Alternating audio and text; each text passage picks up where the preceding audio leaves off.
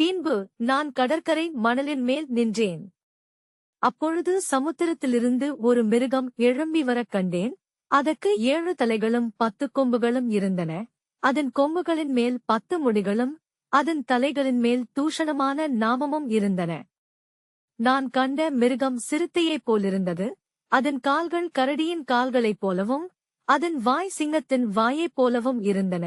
வலுசர்ப்பமானது தன் பலத்தையும் தன் சிங்காசனத்தையும் மிகுந்த அதிகாரத்தையும் அதற்கு கொடுத்தது.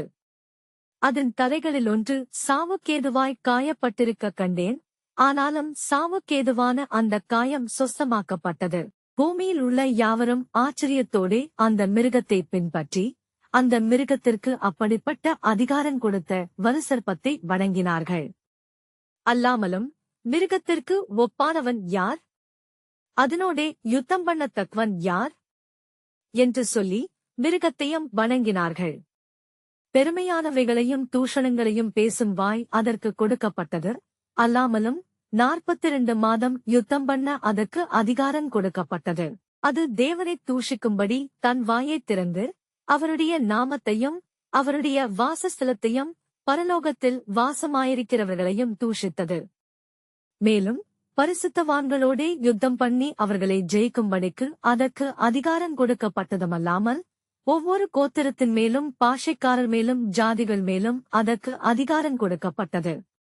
உலகத் தோற்றம் முதல் அடிக்கப்பட்ட ஆட்டுக்குட்டியினுடைய ஜீவ புஸ்தகத்தில் பேரெழுதப்பட்டிராத பூமியின் குடிகள் யாவரும் அதை வணங்குவார்கள். காதுள்ளவனவனோ அவன் கேட்கக் கடவன்.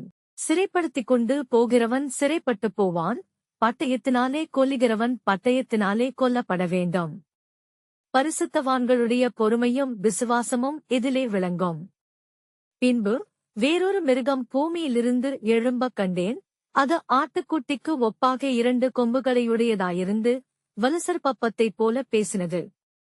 அது முந்தின மிருகத்தின் அதிகாரம் முழுவதையும் அதன் முன்பாக நடப்பித்து சாவுக்கேதுவான காரியம் ஆரச்சுஸ்தமடைந்த முந்தின மிருகத்தை பூமியும் அதன் குடிகளும் வணங்கும்படி செய்தது. அன்றியும் அது மனுஷருக்கு முன்பாக வானத்திலிருந்து பூமியின் மேல் அக்கினியை இறங்க பண்ணத்தக்கதாக பெரிய அற்புதங்களை நடப்பித்து மிருகத்தின் முன்பாக அந்த அற்புதங்களைச் செய்யும்படி தனக்கு கொடுக்கப்பட்ட சத்துவத்தினாலே பூமியின் குடிகளை மோசம் போக்கி பட்டயத்தினாலே காயப்பட்டு பிழைத்த மிருகத்திற்கு ஒரு சொரூபம் பண்ண வேண்டுமென்று பூமியின் குடிகளுக்குச் சொல்லிற்று. மேலும் அம்மிருகத்தின் சொரூபம் பேசத்தக்கதாகவும் மிருகத்தின் சொரூபத்தை வணங்காத யாவரையும் கொலை செய்யத்தக்கதாகவும் மிருகத்தின் சொரூபத்திற்கு ஆவியை கொடுக்கும்படி அதற்கு சத்துவம் கொடுக்கப்பட்டது.